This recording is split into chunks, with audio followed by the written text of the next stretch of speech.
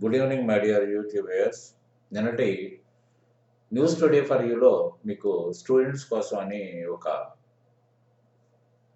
ప్రశ్న ఇవ్వడం జరిగింది.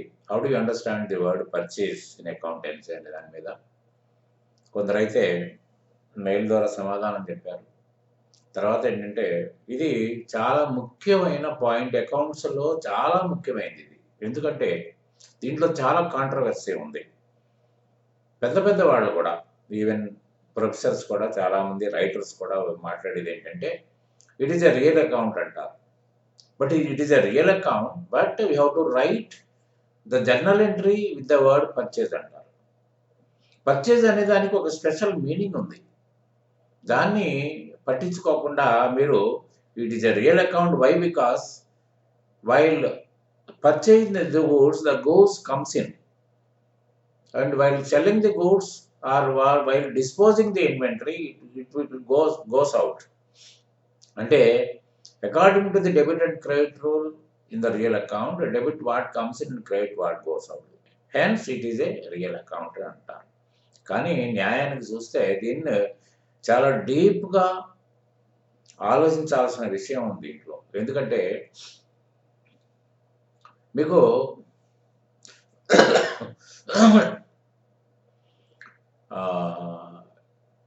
అకౌంటెంట్కి కావాల్సింది రెండు ఇంపార్టెంట్ రిపోర్ట్స్. ఎందుకంటే అకౌంటెంట్ కాన్సన్ట్రేషన్ చేయాల్సింది కూడా రెండు important reports. One is balance sheet, other one is income statement. Balance sheet వల్ల ఏం తెలుస్తుంది అంటే how the sources were utilized by the organization, how the funds were entered, through what sources the funds were entered in the business during the accounting period, and how the funds were utilized to repay the obligations, to repay the liabilities. What are these resources in the business organization at the year end or period ended? తర్వాత ఏంటంటే for what for the business was started. What is the objective of starting a business? The objective of starting a business is to earn money. Everybody can say this. ఎందుకంటే లాభాపేక్షతో తప్ప business start చేసి వేరే ఉద్దేశం ఏమి ఉండదు. లాభాపేక్షతోటే start చేయాలి. మరి లాభాపేక్షతో start చేసిన యాక్టివిటీ, మీరు ఏదైతే కార్యం చేయాలనుకున్నారు అంటే మీరు ఒక వస్తువుని కొని అమ్మదలుచుకున్నారా, లేకపోతే ఒక రా మెటీరియల్ని కొనుక్కొని దాన్ని ఒక మ్యానుఫ్యాక్చరింగ్ చేసి ఒక డిఫరెంట్ ప్రోడక్ట్ని అమ్మదలుచుకున్నారా, లేకపోతే మీరు ఒక మెటీరియల్ని పర్చేజ్ చేసి దాన్ని కన్జ్యూమ్ చేసి ఒక వర్క్ని ఎగ్జిక్యూట్ చేయదలుచుకున్నారా? మెయిన్గా 3 కేటగిరీస్ తీసుకుందాం. ఒకటి ట్రేడింగ్ బిజినెస్. ట్రేడింగ్ బిజినెస్ అంటే వస్తువుని కొనాలి, కొంత మార్జిన్ యాడ్ చేసుకుని అమ్మేయాలి దాన్ని. That is what is called as trading. రెండోది ఏంటంటే మ్యానుఫ్యాక్చరింగ్ ఆర్గనైజేషన్. మ్యానుఫ్యాక్చరింగ్ ఆర్గనైజేషన్లో the raw materials will be procured with the help of the skilled persons and engineers and scientists. A new product will be produced, and the new product will be sold with a margin. ఇక్కడ కూడా sale ఉంటుంది, అక్కడ కూడా sale ఉంటుంది, but ఇక్కడ డిఫరెంట్గా ఉంటుంది. తర్వాత కాంట్రాక్ట్ వర్క్లో ఏమవుతుందంటే ఒక వర్క్ని చేస్తామని ఒప్పుకున్నప్పుడు దానికి తగిన మెటీరియల్స్, వుడ్ కావాలా, సిమెంట్ కావాలా, బ్రిక్ కావాలా, ఇంకేదన్నా కావాలా, అవన్నీ కూడా సమకూర్చుకొని దాన్ని ఉపయోగించుకుంటూ according to the design accepted by the builder or the government organization, the work will be executed. For that a contract receipt will be there for the contractor. There will be no sale because it is not the property of the contractor, it is the property of the builder. So ఇక్కడ sale అనే పదం వాడలేము, కానీ contract receipt అనే పదం వాడతాం. అంటే ఇక్కడ ఏముంది, యాక్టివిటీలో ఖచ్చితంగా మీరు వర్క్ ఎగ్జిక్యూట్ చేయాలి అంటే, మీరు ఒక యాక్టివిటీని నడపాలి అంటే ఖచ్చితంగా దాంట్లో main component should be procured. తర్వాత ఏంటంటే ఎక్స్పెన్సెస్, ఇప్పుడు ఇది according to me this is an expense. Expense రెండు రకాలుగా ఉంటాయి. ఒకటేమో ఐటమ్ ప్రొక్యూర్ చేయటం ఒక ఎక్స్పెన్స్ అయితే, రెండోది ఏంటంటే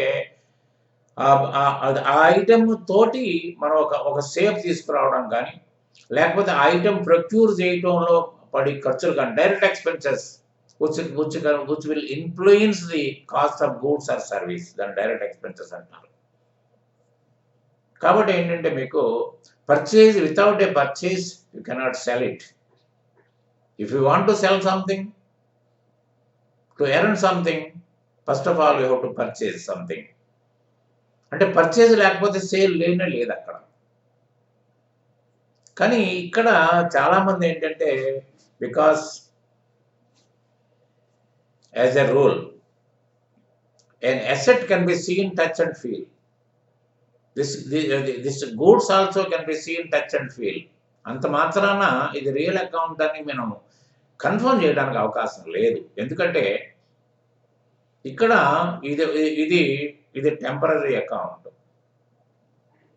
ఈ టెంపరరీ అకౌంట్లో దీన్ని వాడుకుంటే తప్ప మనం ఆ వ్యవహారాన్ని నడపలేము.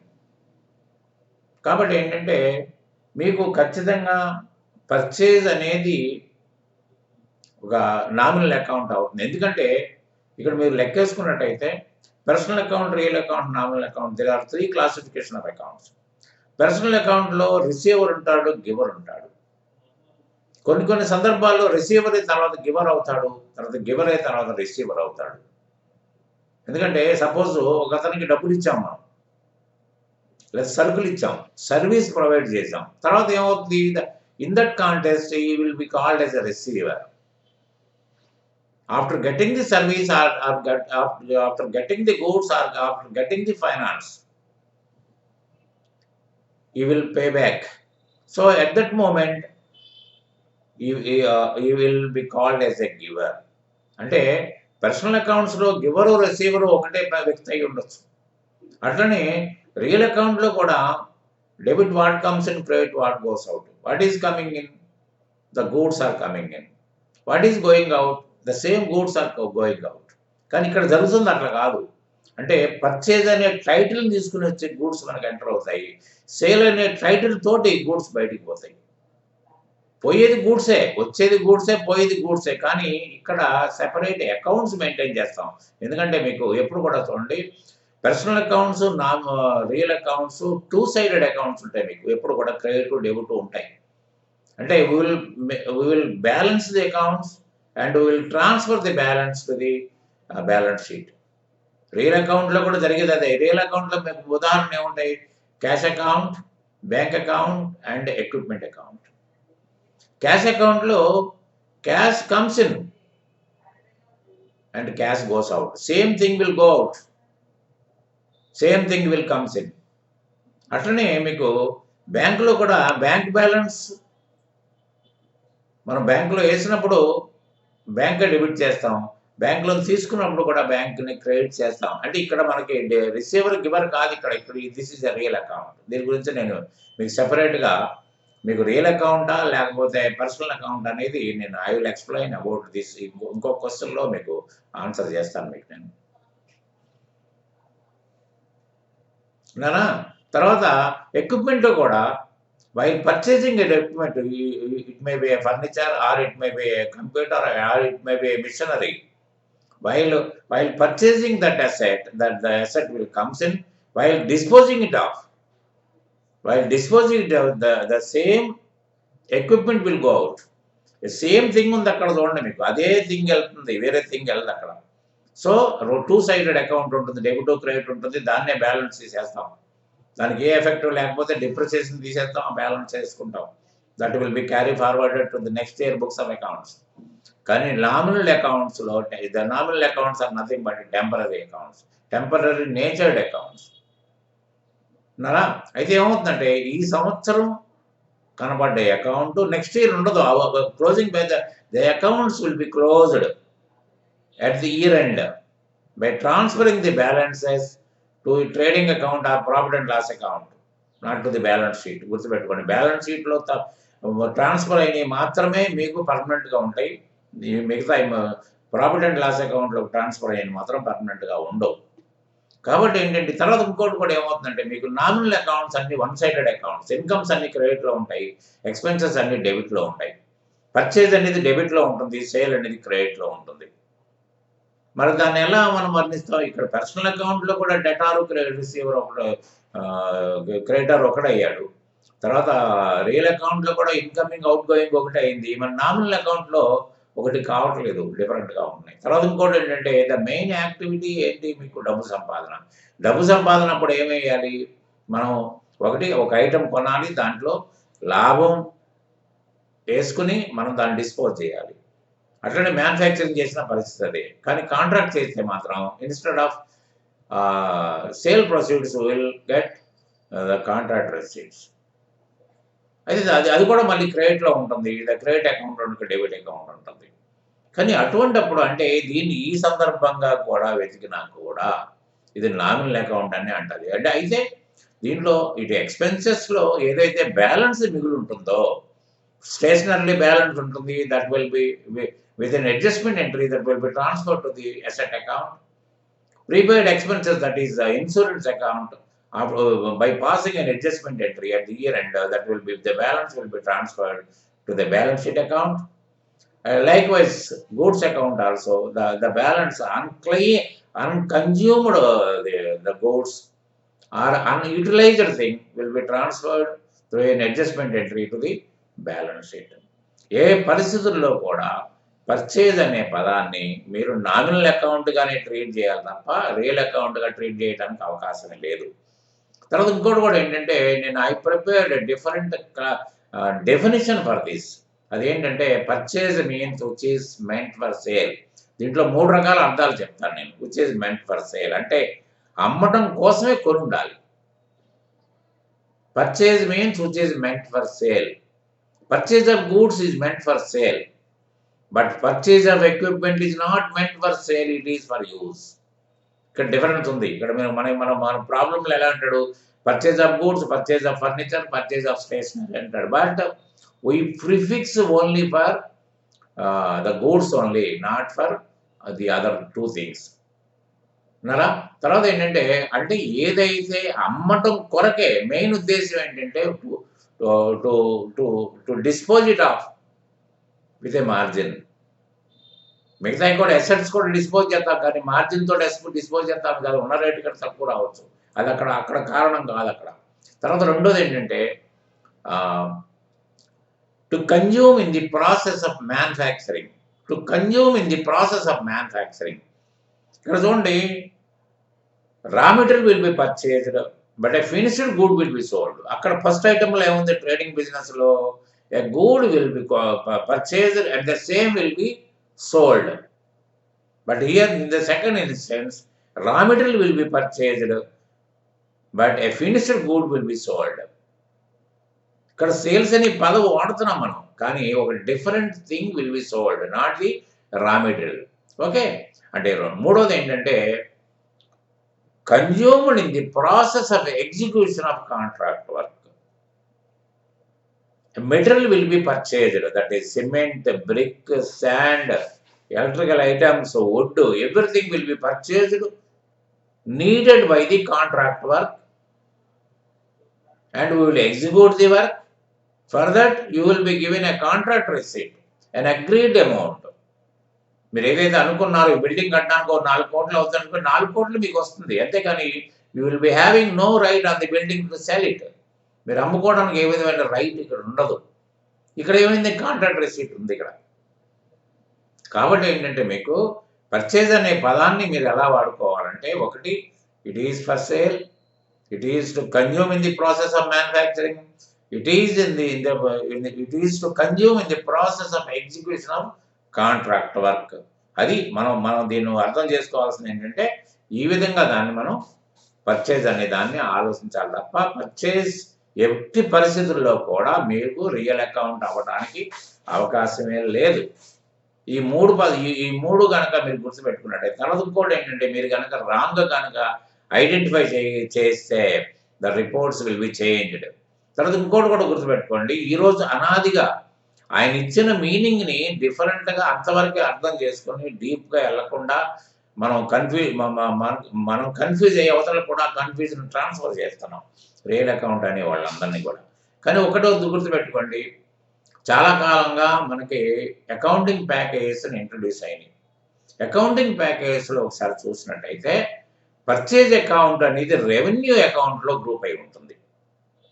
అంటే అక్కడ రెవెన్యూ అకౌంట్స్ దేనికి సంబంధించినయి? Nominal accounts related to the revenue group. మరి దాంట్లో రెవెన్యూ గ్రూప్‌లో ఎంటర్ అయినప్పుడు దాన్ని ఒకసారి స్టడీ చేస్తే మన వెర్షన్ కూడా మార్చుకోవచ్చు కదా! ఇవాల్టికి కూడా అదే కాంట్రోవర్సీ ఉంది. కొంతమంది రియల్ అకౌంట్ అంటారు. కొంతమంది నామినల్ అకౌంట్ అంటారు. కానీ అక్కడ చూసినట్టయితే ఎందుకంటే ఇప్పుడు to get the reports we have to group the ledgers. మరి అక్కడ లెడ్జర్స్ మనకి పర్చేజ్ అనే దానికి రెవెన్యూ గ్రూప్‌లో గనక మీరు గ్రూపింగ్ చేస్తే మాత్రమే మీకు రిజల్ట్ వస్తుంది. లేకపోతే రాదు. అది రియల్ అకౌంట్ అని అన్నాననుకోండి ఏం ఉపయోగం లేకుండా పోతుంది. కాబట్టి ఏంటంటే పర్చేజ్ అనేది ఖచ్చితంగా ఇట్ ఈస్ ఎన్ ఎక్స్‌పెన్స్. ఖచ్చితంగా ప్రైమరీ ఎక్స్‌పెన్సెస్ ఇన్‌పుట్ అనుకోండి. Without that we cannot sell. మీరు గూడ్సే కొనుక్కుంటే ఏది అమ్ముతారు మీరు? అమ్మలేరు కదా! అంటే primary input is this sale is primary output. కాబట్టి ఏంటంటే 2 డిఫరెంట్ పదాలు ఎక్కడక్కడ ఒకటే పదం మీద ఇక్కడ వెళ్ళలేదు. పర్సనల్ అకౌంట్‌లో ఒకలాగే ఉన్నాయి. రియల్ అకౌంట్‌లో ఒకలాగా ఉన్నాయి. నామినల్ అకౌంట్‌కి వచ్చేటప్పటికి 2 పదాలు మారిపోయినాయి. పర్చేజ్ అన్నాం, సేల్ అన్నాం. మరి అక్కడ డిఫరెన్స్ వచ్చినప్పుడు మనం పర్చేజ్‌ని మనం రియల్ అకౌంట్ అంటానికి అవకాశం లేదు. సరే నిన్నటి మీకు న్యూస్ టుడే ఫర్ యూలో ఏసిన క్వెషన్‌కి ఆన్సర్ ఇది. కావాలంటే మీకు పర్చేజ్ ఇన్ డీటెయిల్డ్‌గా మీకు ఫుల్ లెంగ్త్ నోట్స్ కావాలంటే మీరు దీన్ని సబ్స్క్రైబ్ చేయండి.